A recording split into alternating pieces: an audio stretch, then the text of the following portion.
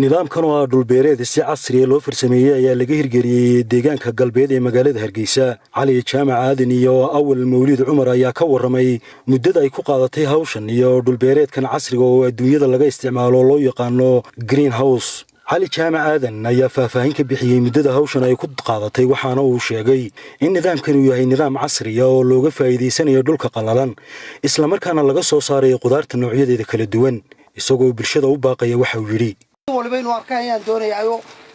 tusaale la siiyo ummadda si ay halka nin walba wax uga eegto oo wax ka arko dadkeenu imika waxa ay wax ku qaataan waa taabasho waxba qalin laguma tilmaami karo laakiin qofku markuu arko ay wax qabsan karaya inta aan waxba arag waxba looma tilmaamo waxba kuma qabsan karayo marka Soomaalidu waxay tiraahdaa oo mana waxba ma qabto meesha hadaanay biyo lahayn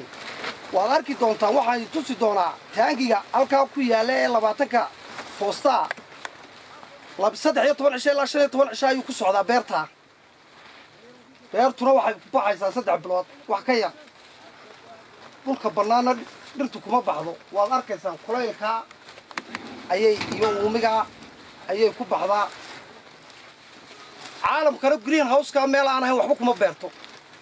Awal Mawlid Cumar oo kamid ah mulkiilayaasha iyo maalgeliyaasha beertan casriga ah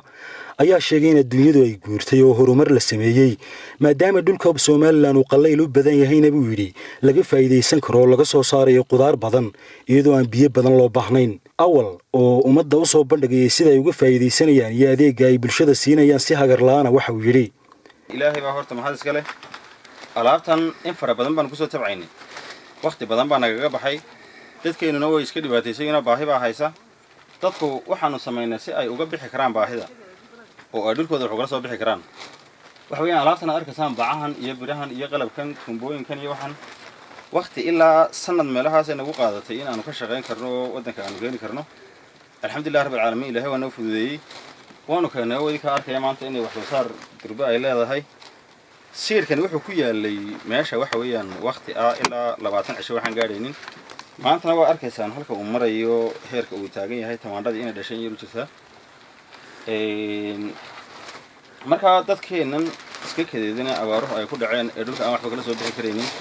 waxaan tusaynaa in dhulkooda wax laga soo bixi karayo beerta dhan maalintii waxa ku baxa biyo dhan 2 foosto ama wax ka yarba waana imisa cabirkeedu waxa weeyaan 8 guri 7 guri meelahaas ka kooban tahay intii kalena waan wadnaa waxaanu sameeynay oo kale qarbadaan u keenay biyo ay ku shumaan oo laga waraabin kara beerta taagada looga dalacay marka waxa laga maarmi karaa sida biyo la'aanta oo kale marka qofkii 2 qarbad 5 qarbad markuu sameeysto biyihii Ilaahay siiyay raxmaadkii waa ugu shumaya marka sanadka oo dhow wuxuu ku cabi karaa uu kaga dhirgayaa dhulkiisii waxa weeyaan 2 qarbad ama ceel hadduu sameeysto oo kale wax biyaha u haynaya dadweynaha waxa ku baraarujinaynaa in ay noo yimaadaan oo fikir bilaa lacag aanu siin anaga lacag baan naga baxday taca fikirkan inaanu ka shaqeyno oo aanu keeno laakiin isagoo bilaashan u haynaa dadkii in aanu dadkii wax tusno ay wax la soo baxaan oo ay manaafacaad dhulkoodii ka heli karaan iyo ciidooda oo manaha ma taqaana aanay u baahan karin in ay meel kale wax uga iman karaan waxaanu ku wargelinaa inay noo yimaadaan inay la soo xiriiri karaan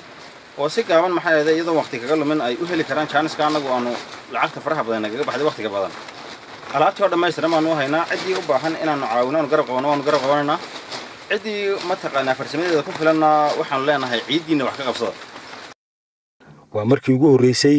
ee shacabka reer Soomaaliland iyo muwaadiniintu ay soo bandhigaan nidaam casri ah oo looga faa'iideysanayo qudaarta iyadoo aan biyo badan la isticmaaleyn waa Cabdi Almis iyo Cabdi Casiis Al Nuur telefishin qaranka Soomaaliland Hargeysa